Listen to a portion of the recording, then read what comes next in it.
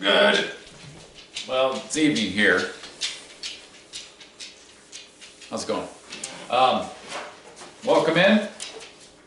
Let's start by, as Diana is preparing another delicious meal. What is for dinner? What is that called? Taco casserole. Taco casserole. Hurry up, because you got to get involved in this deal. We got to... Hey, I'm busy. Somebody got to work around here.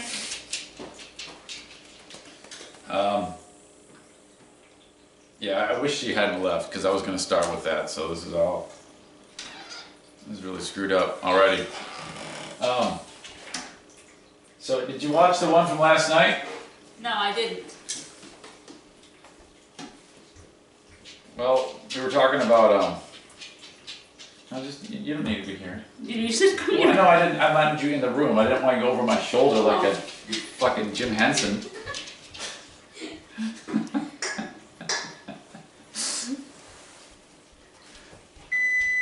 Okay, dinner's ready. Hang on. So we discussed about you telling Jacqueline to shut up at the hockey game. Of course you did it when I'm not here to defend myself. And Miss Prima Donna is getting to talk smack about me. I did not take a side. I simply got her side. If you watch it, and people have seen it, I did not choose a side. Mm-hmm. So, what did you mean? Because she contends that you said shut up loudly. I did not say shut up loudly, first of all, because people behind me couldn't even hear me. How do you know? Ernie How do didn't you even know hear that? it. Because I know that. He said he heard it. Okay, well, or maybe Ernie did, but he was, but nobody else heard it. That's not true. I got, somebody watched that and wrote in. He's local attorney Jeffrey Mapes. He probably, well anyway, she deserved it then, because she was being rude to me. Well, I know, but you see, we were riding this big wave of nice with the whole thing, and you're like front and center of this whole section, and you scream shut up at Jackie in front of all these people. It bummed her out. I mean,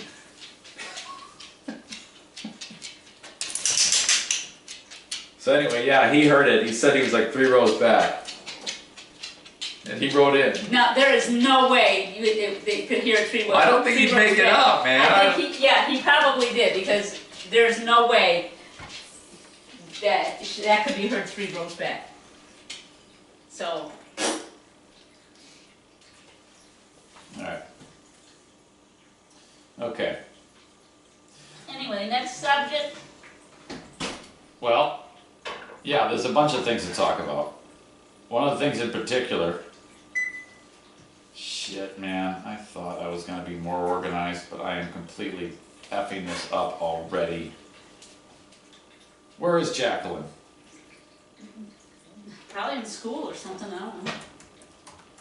Anyway, we got to get her up. We got to talk with her more about that a little later on. Still cannot believe this fiasco that went down in Kalamazoo with this maniac,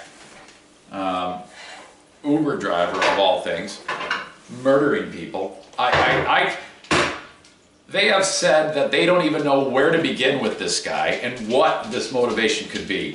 That may have been, I mean, the fact that there was a guy, I don't know if you know about this, there was a person who heard that there was some maniac shooting people, and he called an Uber driver to get out of where he was, and the Uber driver picks him up, and it's the guy who actually killed the people, picks up the dude and takes him, and a normal fare, and then drops him off and then goes and kills more people.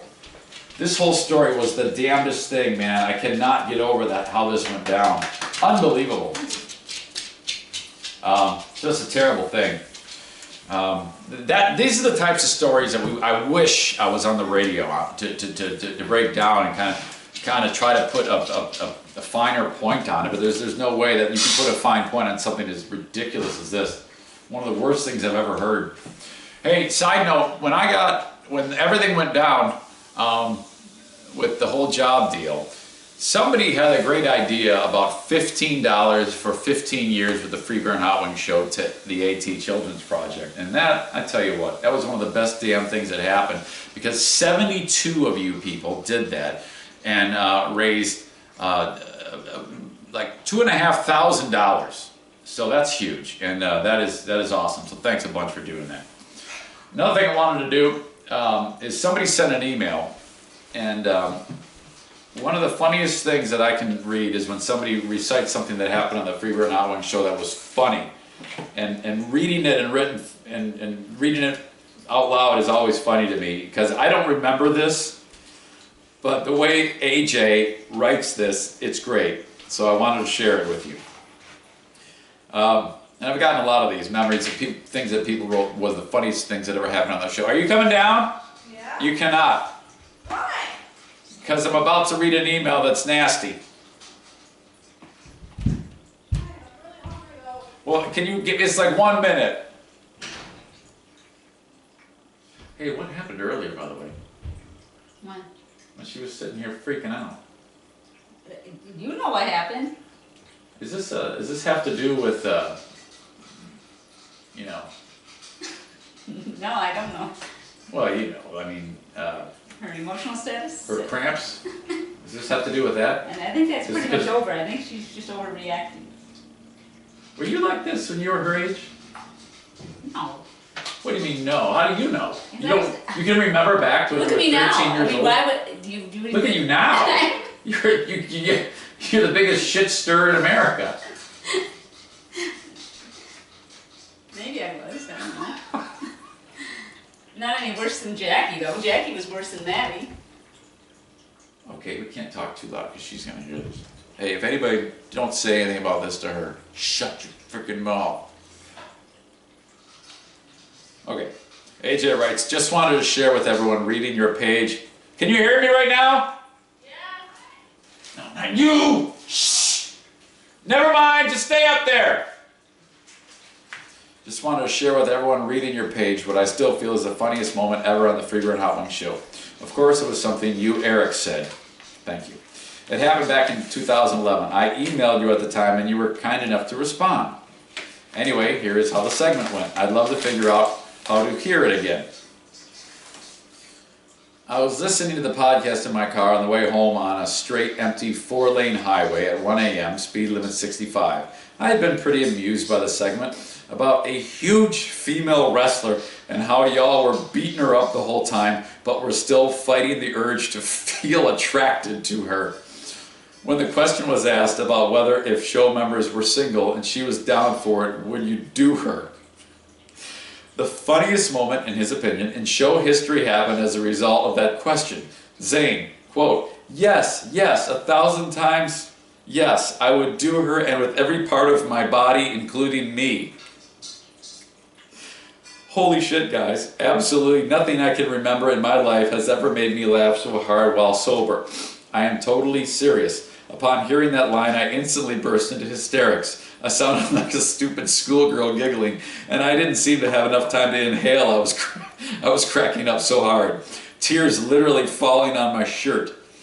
As you would put it, I was completely wrecked. I was trying to keep driving, but couldn't see. I wiped my eyes and looked down and was doing 35. Are you listening to this? Or are you checking your email? This is a freaking funny email. I'm You're listening. looking I'm at your listening. damn phone. I can do. No, you weren't. You weren't even paying attention to this shit. I know how to multitask. I don't want to hear about your wishes to do somebody. I wiped my eyes and looked down and was doing 35, so I turned off on the next side road, planning on pulling into a church parking lot to calm down when Zane said the line about getting her comfortable standing on her head and diving off of something into her.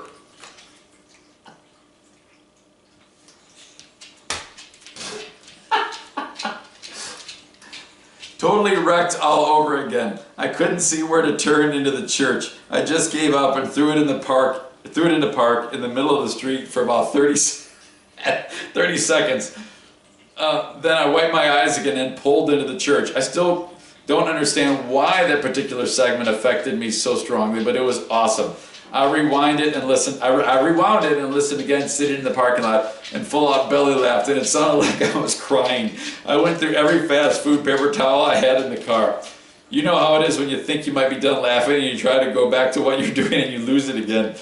That was me over and over. My throat hurt when I was done. I've been listening in very faithfully since that day Joe did the paintball stunt.